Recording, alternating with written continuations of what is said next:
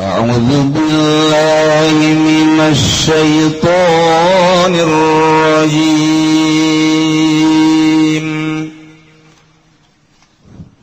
بسم الله الرحمن الرحيم أن تقولوا إنما أنزل الكتاب على طائفتين من قبلنا وإن كنا عن دراستهم لغافلين والله أعلم بمراد أنزلناه nurunkeun isun agung ing kitab atawa ing Al-Qur'an li alla darapun yantah orana nangarucap sira kabeh ing lepad innama unzila ing pastine den turunkeun apa alkitab kitab ala taifataini ing atase golongan loro al-yahudi wan nasara tegese yahudi lan nasara min qablina ala tetep saking sadurunge isun sadaya wa illan satuhuna kalakuan mukhaffafatun utawi inaiku mukhaffafah minas sakila wa ismalan utawi isimain mahdzufun iku kang den buang inna disesatuna ingsun sadaya kunaiku ana ingsun sadaya andirasatihim saking ngadarse taifatain qiraatim tegese macane kitab taifatain lago filin iku yatika ngarawaru li adami ma'rifatin na orana waru ingsun sadaya laha kadue dirosa ilaisat bilugatina kena orana naya dirosa iku tetep kalawan lugot ingsun sadaya aw taqulu law anna أنزل علينا الكتاب لكنا أهدى منهم فقد جاءكم بينة من ربكم وهدى ورحمة فمن أظلم ممن كذب بآيات الله وصدف عنها سنجزي الذين يصدفون عن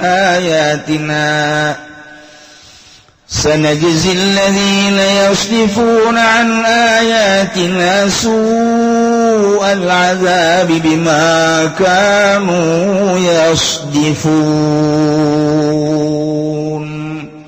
wallahu a'lamu bimaradi wa taqulu wa ta'awenta ngarucap sira kabeh law anna lamun tetep papasatuna ingsun sadaya iku den turunkeun ing atase ingsun sadaya apa kitab lakunna maka yakana ingsun sadaya ahda iku kang leuwih nuduhkeun minum tinimang saking taifatain lijudati azhanina kenal anda pirang-pirang hati ingsun sadaya faqad ja'akum bayyinatun maka teman-teman teka akum insira kabeh bayyinatun pertelaan bayan tegese pertelaan rabbikum saking pangeran sira kabeh wa hudan lan pituduh rahmatun lan rahmal liman ittaba'ak kadayong kang anuti amanhu ing Al-Qur'an faman maka uta sapa man ella adun tegese orana sapakang suwiji azlamu iku kang leuwih zalimin man kadzabatin man saking wong kang ngagorohkeun yaman bi ayatillahi kalawan sake ayat Allah sadapalan mengoyam manaraba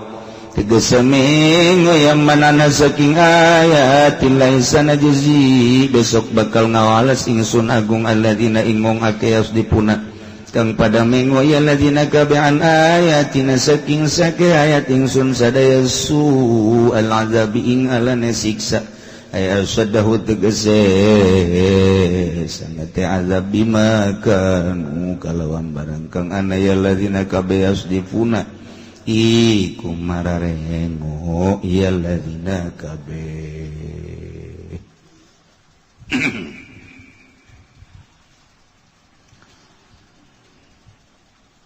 nyeritakeun tentang perdebatan munazarah antara Kangjeng Nabi jeung para kufar-kufar Quraisy, di mana para kufar Quraisy teh ngaku bahwa anjeunna hukum menang ti manehna ti Gusti Allah. Tangtangan ku Kangjeng Nabi. Setelah ditangtangan teu mengeja memangnya nama lain menang ti Gusti Allah, menang ti hawa nafsu nasoraga. Nu mantap dilanjutkan ku Gusti Allah caritaanana, make jeung ningali ka arah carita Kangjeng Nabi Musa alaihi salam. Cek Gusti Allah bejakeun Muhammad ka para kufar Quraisy anu teu percaya ka aing bahwa aing pangeran teu percaya ka anjeun sebagai rasul aing. Bari manehanana teh ngaku-ngaku nyieun hukum teu pajar ti aing.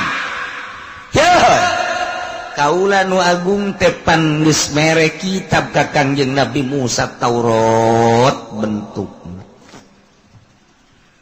Tah ieu teh untuk menyempurnakeun bagi jelema-jelema nu nyieun kahadean.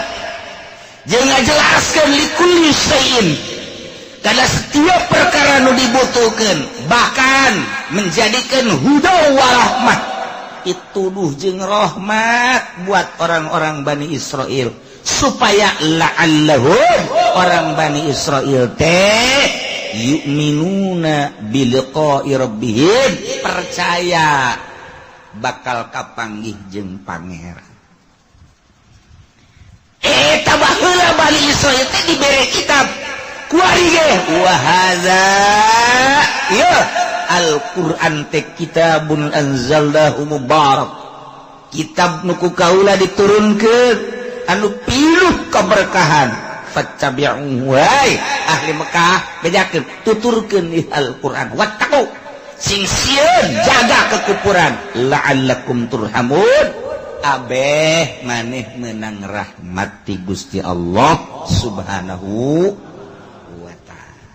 Dibanding-banding ku Gusti Allah, baheula dibere Zabur, kabelah dieuna dibere Taurat, kamari Kangjeng Nabi Isa dibere Injil, kuari Al-Qur'an, tuturkeun Al-Qur'anul Karim. Tak kufar Quraisy nu nentang teh anu majar maneh aing manyekelan Taurat, majar maneh aing manyekelan Injil, kuari diturunkeun Al-Qur'an teu nurut nyana. Untuk menjaga image engke di akhirat teh nyana berdalih di hareupeun Allah, maka diturunkeunlah ayat ieu. Ye, nu matak diturunkeun kitab suci Al-Qur'an teh antakulu innama unzilal kitabu ala taifataini min qablina, besingke begitu disidang di Rabbul Jalil.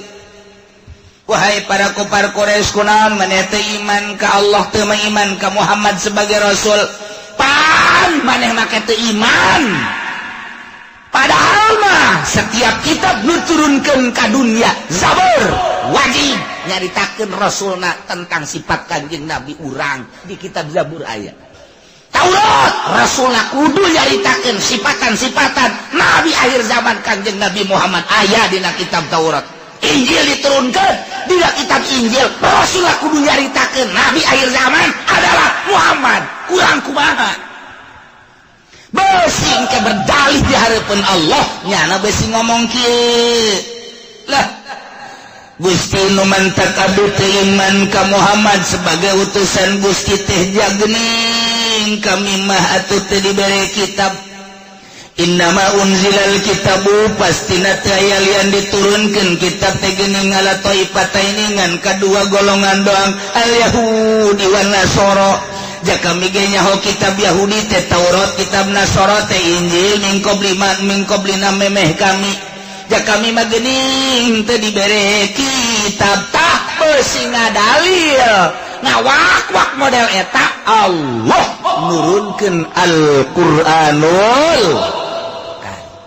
besingkenya ada di hareupeun Gusti Allah ngomong kos kitu Gusti abdi mah teu iman ka Gusti teu iman ka Muhammad teh lantaran eueuh kitaban ja kitab-kitab nu aya mah nu dibikeun Taurat ka Yahudi nu dibikeun Injil ka Nasrani memeh kami teh geuning kami teh kapan wa in kunna sanyanya kami mapan andir wasatihim lagofilin teu bisa maca kitab Taurat lantaran Taurat mah basana teh bahasa Suryani atau Ibrani teu bisa kami teh maca Injil lantaran Injil mah bahasana bahasa Ibrani kulantaran kami mapan bahasana bahasa Arab dibere Taurat bahasana Suryani atau Ibrani dibere Injil bahasana bahasa Ibrani ku ayeuna sakitu kami teu bisa teu iman ka Muhammad sote oh kitab kami mah beusi ngawak-wak seperti eta Allah nurunkeun Al-Qur'anul dek lompat ka mana coba hayu dek lompat ka mana ku harinya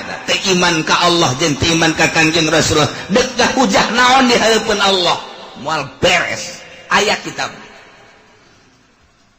kahiji nomor kadua nu mantap Quran diturunkeun teh lialla taqulu law anna unzila alaina alkitabu lakunna ahda minhum ulang ngararomong kieu manehana lamun teh mah tetep ka kami kabehan diturunkeun Al-Qur'an teh lakunna ahda minhum niscaya kami leuwih nuduhkeun tibatan taifataini tibatan Yahudi tibatan Nasrani supaya ulah ngomong kos kitu kan lamun teu diturunkeun Al-Qur'an mah nya bisa ngomong di hareupeun Allah Gusti lumantak abdi henteu iman ka Muhammad teh jauh kitab hayu kulantaran eueuh kitab memberikan penerangan anak sulit law anna unzila alaina mun aya mah nu kitab nu diturunkeun ka kami niscaya kami ge bakal leuwih nuduhkeun tibatan Yahudi tibatan Nasrani pan oh ieu mah Gusti eueuh kitab nu mantak Allah nurunkeun Al-Qur'an tak dek ngomong naon sia dek ngomong naon ku ari Taurat bahasana hese jang hulu sia cak Allah lantaran siapa orang Arab Taurat mah Ibrani diturunkan ku aing Al-Qur'an bahasana bahasa Arab ya sia Injil bahasa Suryani hese sia lantaran siapa pan bahasa Arab diturunkan Injil bahasa Suryani hese bacana dibere ku aing tah kitab Al-Qur'anul Karim Quran mah Arab alif lam ra tilka ayatul kitab kadituna naon Quranan Arabiyya, Quran Arab. Bahasa Arab tah hendak naon sia hayu ngomong. Hayu deuk kumaha coba sia hayu. Hayu deuk ngomong naon sia. Sia teh iman ka aing, teh iman ka Muhammad. Besi bajarkeun teh aing teh nurunkeun kitab lantaran Taurat mah bahasa Ibrani hese di bacana. Injil mah bahasa Suryani hese di bacana. Pan sia urang Arab, wah ini mah tadi turunan Al-Qur'an bahasa Arab Quranan Arabiyya. Hayu deuk kumaha sia.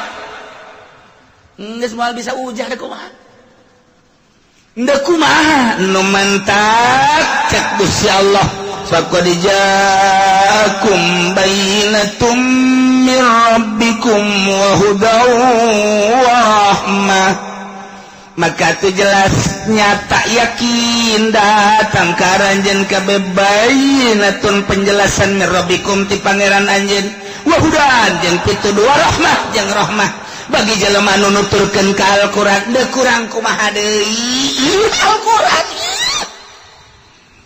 do mantak moal aya pang bego-begona jeung pang zalim-zalim pang boloon-boloona pang buang ka warah bangkawarana pang biadab-biadabna naon deui coba eueuh deui paman moal aya hiji jelema lamun leuwih zalim leuwih goblok leuwih tolol leuwih boloon buang kawarah miman kadzdzaba bi ayatillah tibatan jelema nu ngabohongkeun ka ayat-ayat suci Allah subhanahu wa ta'ala moal aya jelema pangzalimna pangtolongna tibatan jelema anu ngabalieur mengo tina ayat-ayat suci Al-Qur'anul Karim. Yahudi bolon mengo tina ayat suci Al-Qur'anul Karim.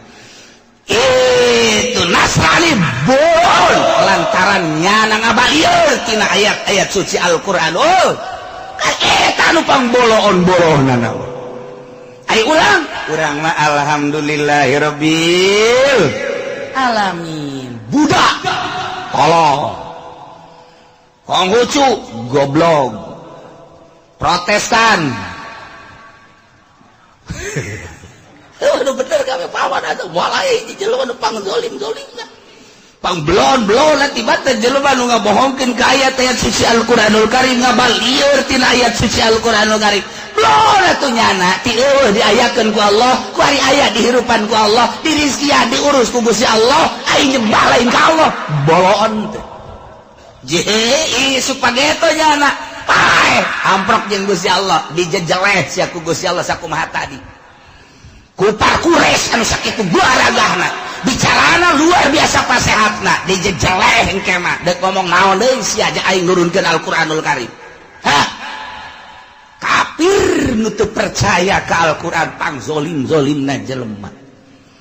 Di Indonesia mah alhamdulillahirabbil alamin urang ge kuari maca Quran ngadengekeun urayanana ngan lamun dibawa ka nagara urang ge termasuk goblok bintolong mun dibawa ka nagara lantaran nagara urang teu make Al-Qur'anul Karim disebut negara demokrasi liberalisasi hayang bebas liberal ngaranna terpisahlah agama jeung negara. Iya di negara urang kos kieu lain make negara Al-Qur'an. Padahal mayoritas umat Islam di Indonesia, bahkan Amerika menyebutnya negara Islam ke Indonesia teh, Belanda nyebutnya negara Islam ke Indonesia teh, Inggris nyebutnya negara Islam lantaran mayoritas, tetapi horeng barang sup ka negara. Hiji poin acan Quran udah selapkeun di negara. Jadi urang gua kuari rakyat mah masing-masing. Negara mah negara bae dipimpin ku Amerika demokrasi. Tah, pancak tadi ge. Faman azlamu mimman kadzdzaba bi ayatillahi wa sadafa anha. Wal aya jelema nu pangblon-blon nama tibatan jelema nu ngabohongkeun ka ayat-ayat suci Al-Qur'anul Karim jeung ngabalieur tina ayat. Geus puguh Yahudi jeung Nasrani mah di Indonesia pamarentahna ngabalieur kana Al-Qur'an. Geus pamarentah teh pamarentah bolon. Cak Qur'an lain cakula, heulanan cak Qur'an heulanan. Nu kuari dari camat bloon. Bupati ablaul bloon. Gubernur abla belum presidenna abla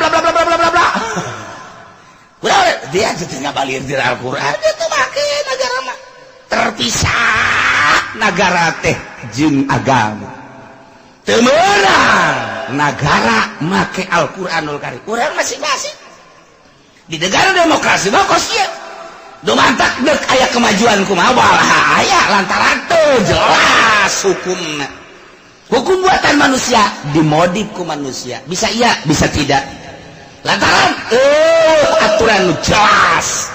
Geus sabaraha jelema nu korupsi biasa-biasa bae.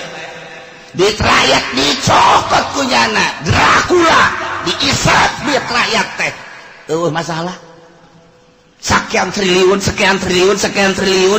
dijelaskan deh masyarakat nyawa sial aing usaha aing mayar sugan teh deuk ngarapian dileng-leng ku nyana pantabah leuwih tibatan orai koros iya kumaha moal beres negara satungtung teu make Al-Qur'anul Karim lantaran nu pae nu maean teu dipaehan deui nu maling teu dipotong leungeunna nu korupsi diantepkeun disel setahun 2 tahun Tommy diadili disel minggu aya kabar dibui minggu berikutnya nyana naik kapal udara ningali Indonesia kapal American Tommy Winata ya Allah aya di Cikupa ge aya ngan misah Tommy Winata maksudna Tommy jeung Winata tengah hiji tukang es mah ieu mah kapalna merek Tommy nyata tah da kumaha tuh nah juga mah biasa bae di hotel aya kapanggihnyana pancena statusna dibuik kos gitulah di Indonesia hukum teh jang jelema jelata jang rakyat boh maling kotok mah irung misah irung kunaon eta dipupuhan maling kotok masyaallah ai gayus malingnya sabaraha 600 triliun kok biasa bae 600 triliun mun dibelikeun ka cendol dibagikan ku ari diburulukeun di rumah waduh gojay de cendol bari heotan tuit kunaon cendol gayus mantep cer keneh ya Allah ya Rabbi Karim sajaritakeun ada eta kakarek hiji encan deui nu lain-lain nu kamari diperpajakan sabaraha tarang korupsina ai sabaraha tuh ai hehe Put sabaraha put tuh nyaho nya bajabaran pandingnyana geus terlalu jauh meureun kaluhur teuing mah mun kukula disebutan terlalu loba di tahun 2000 ka dieu ambalaya koruptor teh geus teu mahi dina naon karangaranna catetan ieu mah sesuai jeung kanyaho urang gubernur urang ibu atut wawan sabaraha coba korupsi Masya Allah kan eta teh di sekitar provinsi di kabupaten atuh pokoknya mah asal aya be celah-celah tergantung gede jeung leutik da atuh meureun di desa sakitu ayana sakitu korupsina di bupati mah kabupaten rada gede-gede deui di gubernur atuh gede-gede deui atuh komo di kabinet mah wah dituna nu urang teu nyaho ge ambalaya deui kumaha ieu keur carita nagarana bongan teu make Al-Qur'anul Karim haju kumaha tuh teu kumaha aja eta memenang kesepakatan urang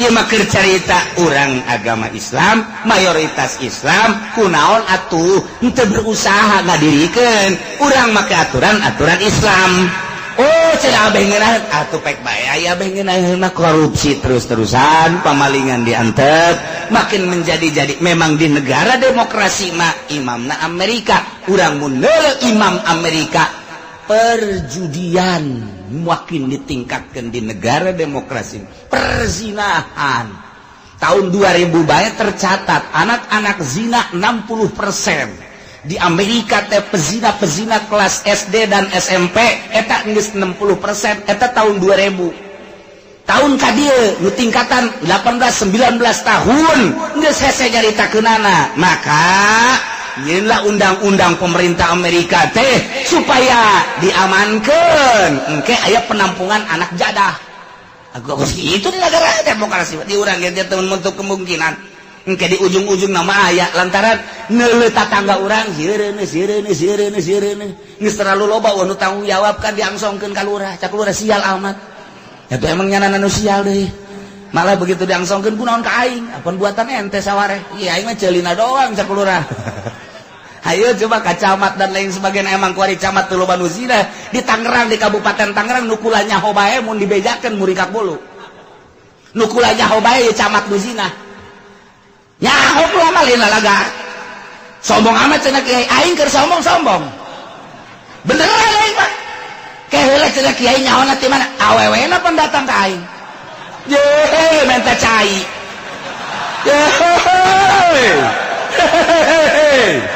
udah kemana lompat sia ayo sia ku aing nyaho jasa ditanya ku kula perbuatan siapa duh cenah pagi jeung Pak camat mana mali bejakeun itu adalah rahasia ngan nyaho bae sabaraha camat loba jasa lah lurah waktu komo lurah mah pokoknya geus ambalaya lurah Pemda loba kunaon henteu tanggung jawab awewe minta cai ka kula supaya nyara daek tanggung jawab batu kiai cak kiana teh kadanan cenah ngawin kula mah atuh ieu anak nu lahir dibiayaan punyana saha ieu si A naon statusna eta kitu ih teu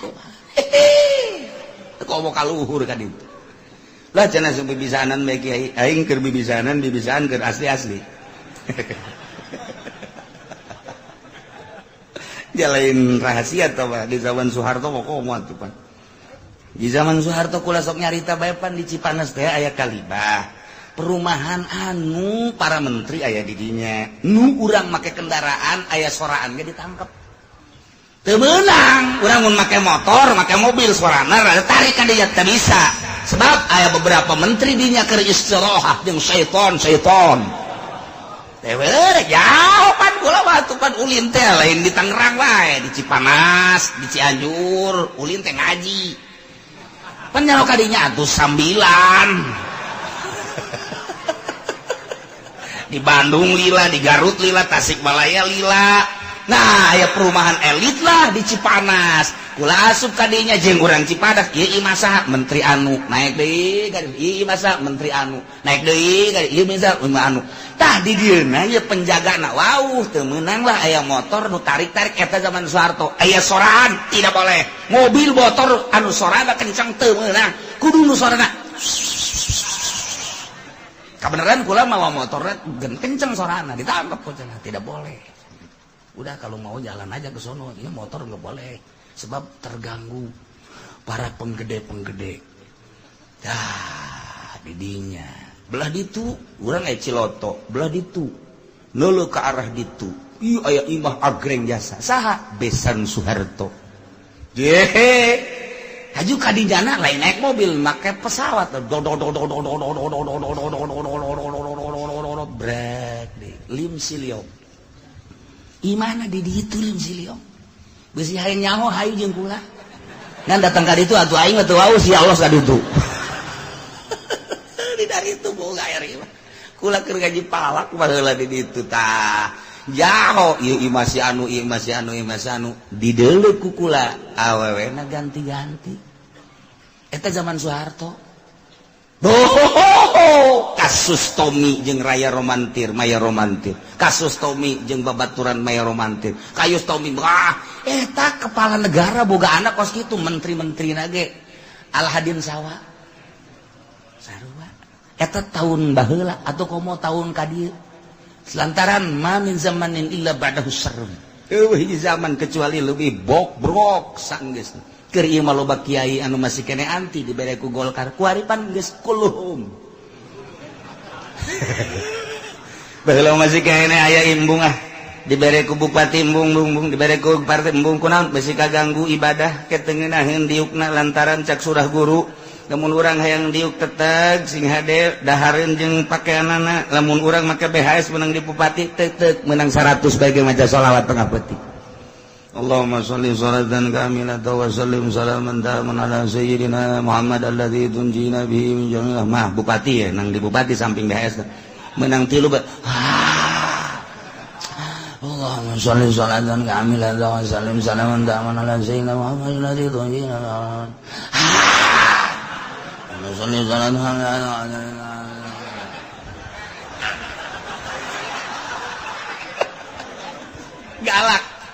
galak kadeulina bagus menang ti bupati lantaran menang ti APBD mal beres ya menang ti zakat bikeuneun ka fakir miskin dipake ku kiai teu ceuli datang ka ngeunaheun pake maca sholawat da bae mentak guru geus amanat ulah sok dipake moal ngeunaheun ibadahna aya keneh tah baheula mah nu kitu kuari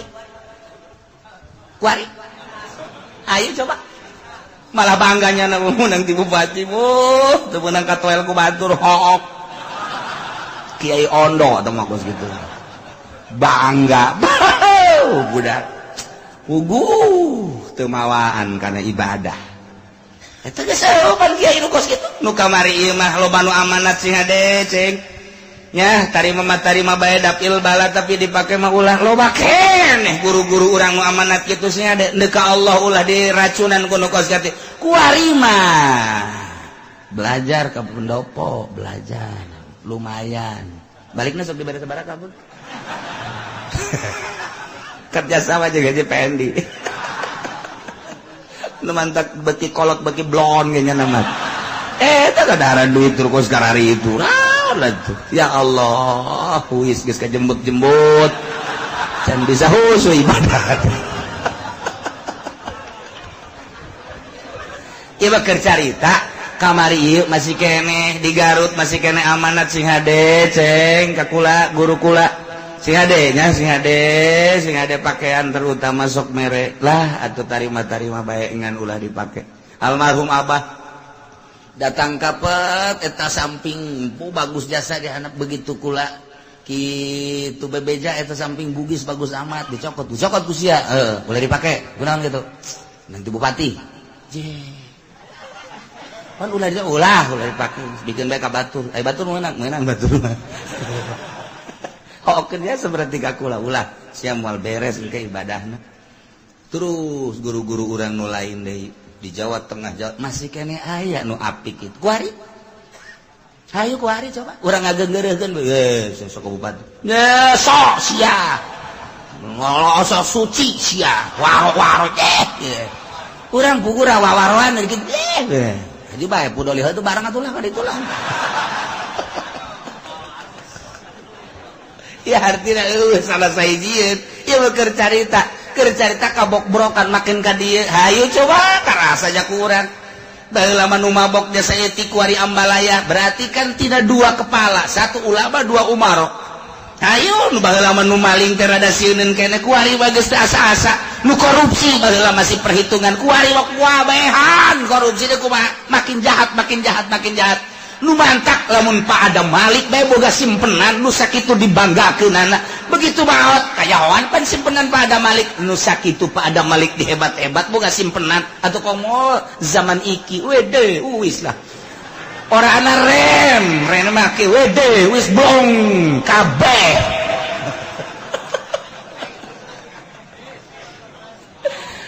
kiai lagi mah bageula mah mun dita kampanye masih embungeun kene kuari mah daftar abdi bae nu ngadoana abdi bae nu kampanyena tangkorak sia meulana ge ieu artina rusak berarti cenah lamun kiai ulah sok kaju ibadah bae pan nagara ge kudu dicekel mun nu terjun terus terjun ka ditu pikir kotak sia terjun soteh lamun ngagugulukeun Al-Qur'an hari ieu mah lain ngagugulukeun Al-Qur'an ngagugulukeun Yahudi lamun sia ngagugulukeun Yahudi jeung Nasrani deleukeun pondok pesantren sia wah kembal bae acur kajen kumaha ge bangun ku sia make duit di pamarentah di cenah ngadirikeun agama sia niat sia ngadirikeun agama tapi sia salah nu didirikeun lain agama demokrasi wal eceu satu kajen kumaha cenah ieu mah pan yayasan yayasan mah sabangsa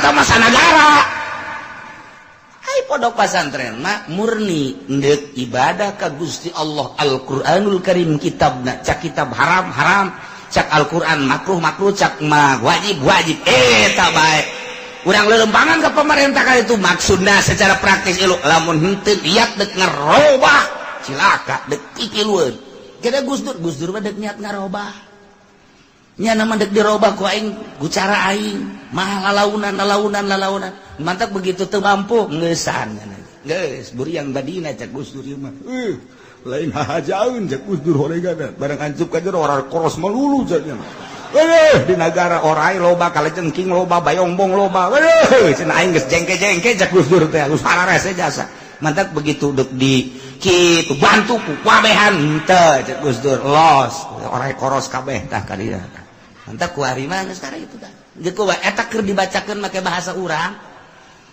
ja ieu mah ngajina urang lembur mah lulupan urang lembur mah kudu dikitu-kitu hese teu ngartieun nya mah make bahasa politik teh teu ngarti pan lamun bahasa lembur mah tangkap dia bahasa lembur ai bahasa politik mah amankan dia padahal lamun urang lembur mah amankan ajar amankeun kumaha bae padahal mah tangkep kene bego hese pakai bahasa politik mah hese pakai bahasa intelek mah teu ngarti urang ketos mah amankeun horeng tangkep mantap geus garjing urang lembur mah maning kos kieu bledak bledug maka bahasa intelek teu karti ka harti bahasa tangkep jeung bahasa amankeun eta kene sarua bae ngan sopan bahasa lemas halus tuh Naila fakarjakum bainatum min rabbikum wa hudaw wa rahmah faman azlamu mimman kazzaba bi ayatillahi wa sadafa anha moal aya jelema nu leuwih zalim leuwih biadab leuwih blon tibatan jelema nu ngabohongkeun ka ayat-ayat suci Al-Qur'anul Karim jeung ngabalir tina ayat-ayat suci Allah. Mantak urang mah moal kebel deui paeh sia de ulah dibalieuran Al-Qur'an. Komo nu geus kolot malah mah ambeun embun-embunana geus bau kuburan. Gas, jangan geus kudu lelempangan ka kuburan di mana aing geus kudu kitu sabenerna mah. Ye, lain haju nonton TV gedegeun. Aki teu gadeng dangdut tah. Ulah gadeng sia blon tah si aki-aki. Ulah gitu guys, tareman. HP piceun. Tasbih kongkorongkeun, baca tilok. Geus kolot lah kudu sadar Al-Qur'an aing dik nuturkeun Al-Qur'an tuh. Geus kajeun batur mah batur bae. Nu kuari keur terlena di DPR, di MPR sabodong geus lain urusan aing. Lain urusan aing. Ieu kan sebuah negara kajeun geus aing mah ka Allah bae geus kolot aing umur aing geus 70 tahun, genep 10 ieu. Duh, kumaha mun disuk paget aing paeh diplongkeun hate, tinggalkeun eta aing ka Allah kuari. Gas. Sebab lupang zalim-zalimna batan jelema nu ngebohongkeun ka ayat suci Al-Qur'anul Karim. Berarti aing baca Quran riba, Quran haram, beres geus aing. Ditanggadikeun negara Islam. Ieu aing teu mampu, geus aing moal milu aing teu pedes sakumaha bae. Demokrasi losing bener bae si aing ngadoakeun aing mah deuk aing bae jeung Al-Qur'an tah mun bisa kos kitu bae sorga teh jelema. Sorga geus. Aje henteu kampanye los leg-leg gusia kampanye. Pan kitu amat keur ieu mah pan jadi tokoh keur ieu aing can ngaji. Ngaji aing keur ieu mah, kuari mah geus ngaji. Ji, atuh Bang Mahaji mah tokoh, kajian kuku mah ge di Golkar teh tetep we kudu ngahandatan. Mong, haram ternyata. Henteu, ieu mah aya jang ongkos mah gede teh teh. Sia tah si Haji bloon. Orang ge perhitungan kene. Aduh, agak-agagan buru we. Eta ieu mah diberen teh aing embung aing mah. Dibere tetep aing mah geus tobat aing mah. Toreng teh mah doraka lain Quran teh kos kitu mah. Paingan kiai sok nyurah bae. Partai mah akur bae kabeh ge. Ngan syukur ngalalaga doang segala Islam segala naon. Orenganan jang teu bukti nama jaheuh bareng ku aing gerandapan bener. Geus, moal milu aing mah. Engke deuk milih teh kumaha engke bae. Nah aing moal baheulanan ku ari mah. Kampanye moal, naon moal aing mah. Dahar moal, bising moal. Wah, ieu Ki Haji kudu dikagrogol gini mah Ki Haji. Pepegatan. Geus maca Quran. Rapih. Kata dina aing bobolokot milu ejreg-ejregan engkeuy-engkeuyan di partai bari teu nya, ho aing teh horeng kuari bareng geus nyaho mah horeng kos kieu. Seri kagus.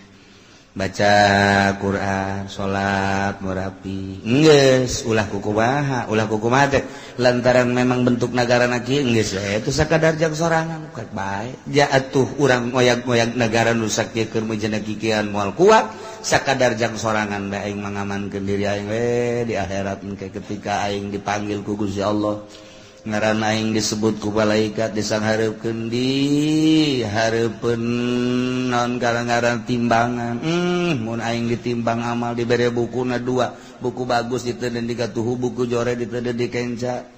Aing ke didinya tuh bertimbang mun bagus beureun ka dieu mun goreng ka dieu mangkaning aing hirup di partai tiba heula boh lain ngagugulukeun agama.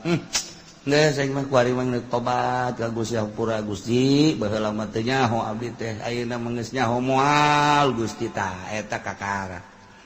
Geus aman tah mah kos kitu mah aman tuh. Ieu geus deuk dikumahakeun negara urang geus kos kitu.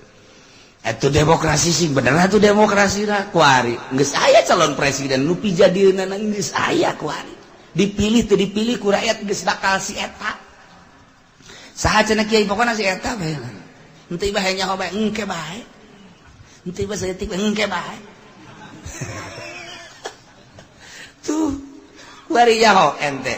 Kamari ieu anu kampanye hasilna loba teu menang. Nu cicing bae tak gering menang.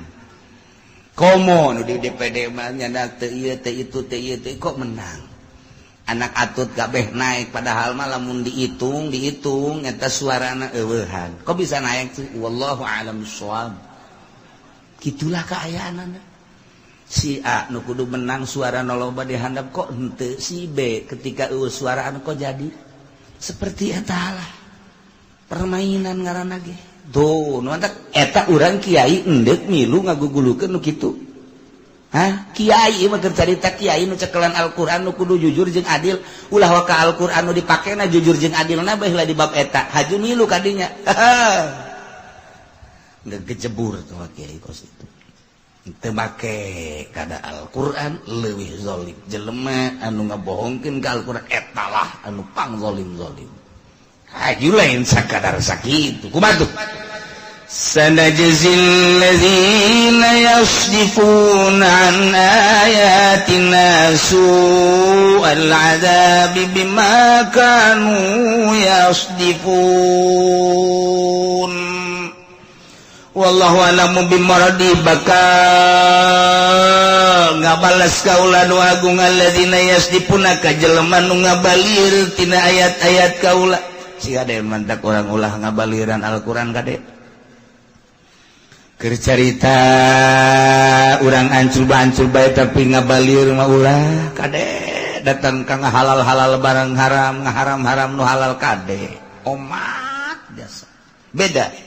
Jelema mabok di dahat teh nama ngaharamkeun ngan ieu mah kajurung ku nafsu jeung nu ngahalalkeun kana eta mabok cilaka murtad ngaharamkeun riba aing ge sabener namanya ho ieu teh riba kreditan model kieu teh ngan kajurung ku hawa nafsu jeung nu ngahalalkeun riba cilaka sia ngahalalkeun riba beda mantap kuari kabablasan jelema lah ngaji riba-riba kreditan waktu mau maju negara kos gitu mah aing mah teh nyaritakeun maju negara maju sia dekat neraka tah dekat sorga gablong urusan negara balik urusan aing urusan nyana tah mah itu satungtung memang di negara demokrasi apa udag-udag bae kumaha negara kumaha bari teu maju da teh kuari ketika Bung Tomo nyaritakeun kepemudaan bangkitlah wahai pemuda berjuanglah wahai pemuda. Kurang terus dirayakeun hari kepemudaan tiap tahun di negara miliaran modalna.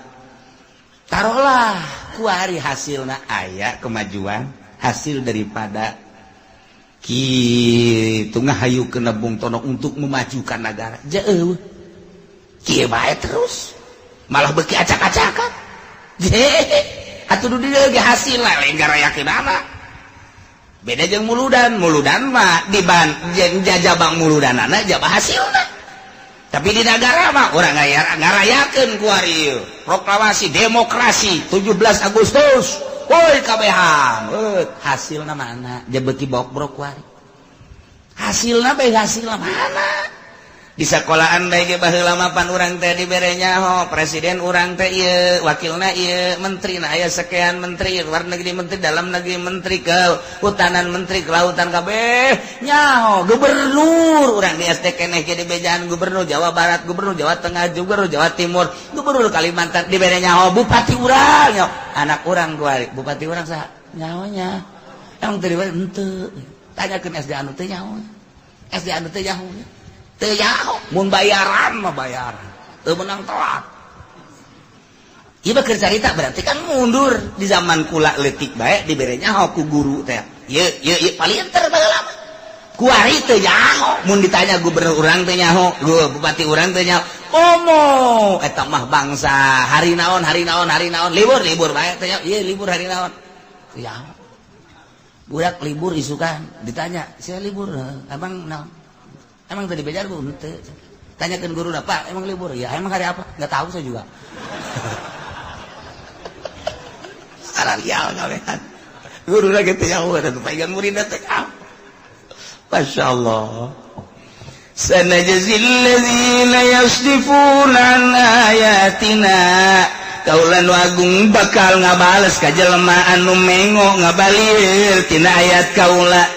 Kepercayaan ke Al-Quranul Karim baik seluruh Al-Quran maupun sebagian-sebagian cara sebagian-sebagian organisasi anu nyaritakeun harus disurtil Al-Quran itu yang ini sudah tidak relevan lagi yang ini baru bisa dipakai acak-acakan awas ya sanajzil ladzina yasdifuna an ayatina su'al azab, bakal diberi siksa paling dahsyat luar biasa. Amerika teh akan diurang teh geus heseun jasa ieu. Negara rusakeun Indonesia teh heseun lain lalagaan. Seselehnya na. Lingali kronologi negara ti awal. Mulai wari dimodernkeun pondok pesantren, satu sisi bagus, tapi dibalik eta aya tujuan teu bagus Amerika. Ternyata teu berhasil keneh bae, tetep masih kokoh keneh bae Islam di Indonesia. Masih keneh hese di kutak-katikna. Tuh ditingali ternyata salafina masih kuat biasa. Ieu urang kudu bersyukur ka para wali-wali Allah Subhanahu wa taala anu geus nancegeun di dada umat Islam Indonesia keteguhan jeung kekuatan.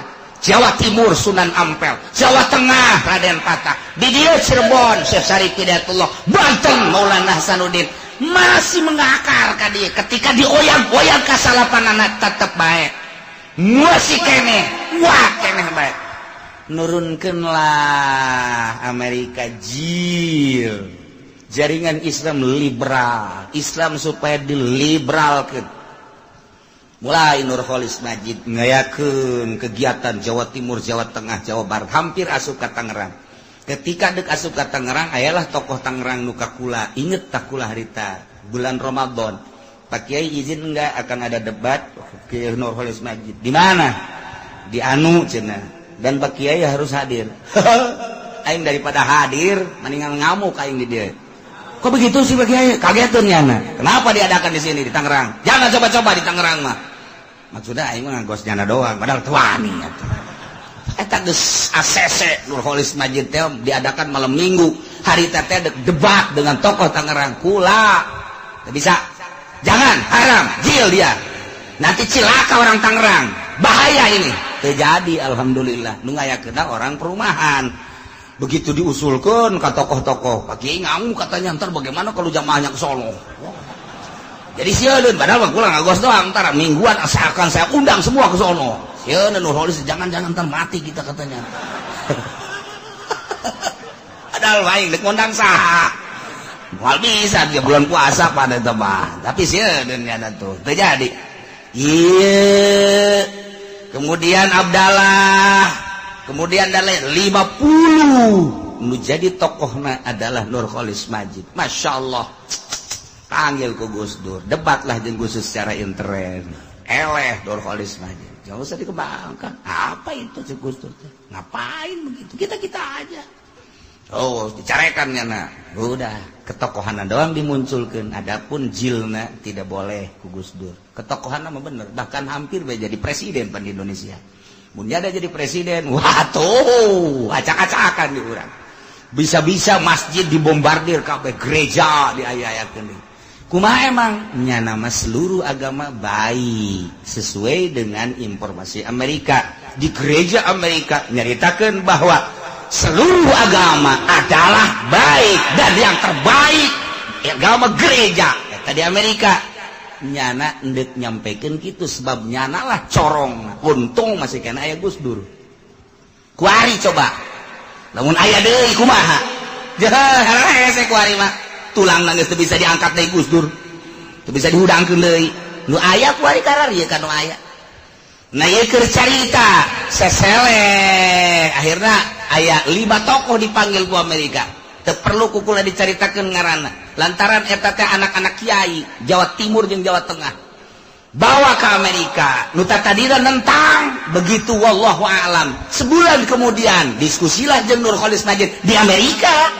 Akhirnya jadi kesepakatan baliklah ke Indonesia. Lain anak kiai laleutik eta teh anu bergelut di negara. Masya Allah.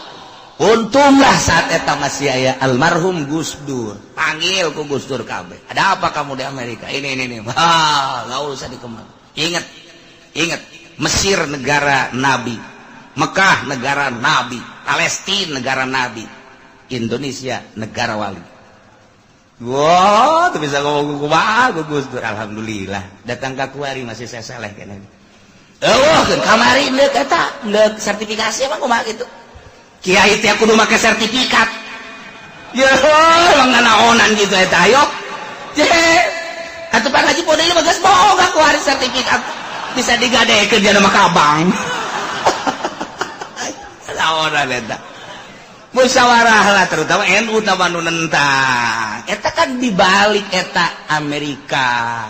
Anu tadina teroris ieu teh menyudutkeun Islam ortodok, Islam salafi. Nu kesulitan nya. Sampaikan maksudnya ulah berjuang harus pakai sertifikat. Ditentang. Untung NU tahu masih eksis kene.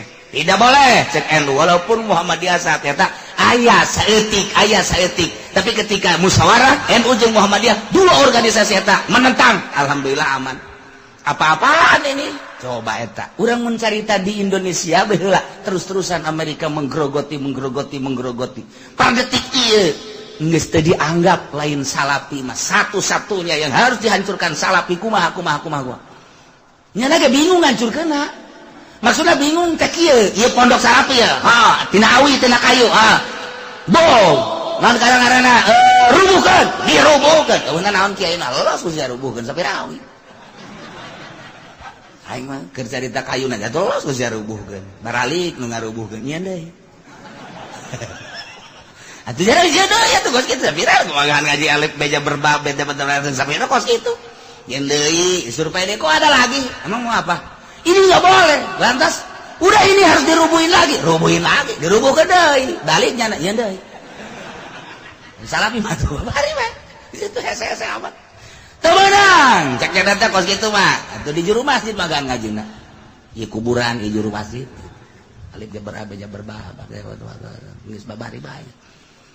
Teu meunang di dinya. Emang kunaon gitu? Itu deket kuburan. Ieu ngahaja. Sia ku aing dipiteskeun abe babari di kubur gitu. Kesulitan. Lain lalagaan. Aya sababaraha tokoh Amerika anu geus bejeluduk ka dieu dukukula nyaritakeun bahwa aya 50 ieu teh nu berjuang kristenisasi di Indonesia kiriman ti Amerika ka dieu talar Al-Qur'anul Karim. Kita datang ka kiai-kiai dibagi untuk Jawa Timur, Jawa Tengah dan Jawa Barat. Ieu ka karak pulau Jawa doang, encan di luar mah. Geus dipersiapkeun kunyana. Mantap kula dibere beja. Datang ka imah aing geus sadia kampak sia. Geura datang sia ka imah aing. Bener bae datang.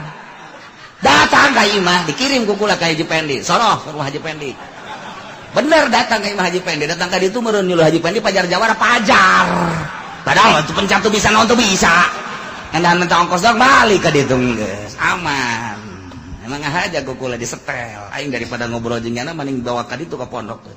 Ya beneran Haji Pendi teh make sempak hideung. Sieun nyana geus geter-geter. Geus datang geus.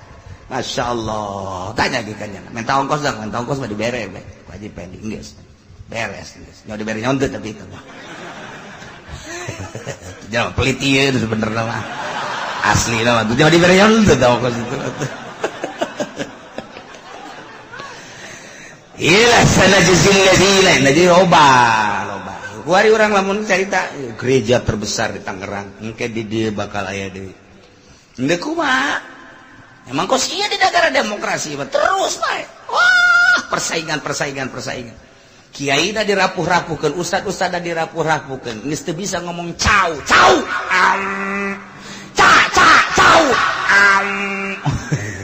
Atuh bongan nu ngompongkeun pemerintah. Nyana geus berdampingan jeung pemerintah. Geus hese.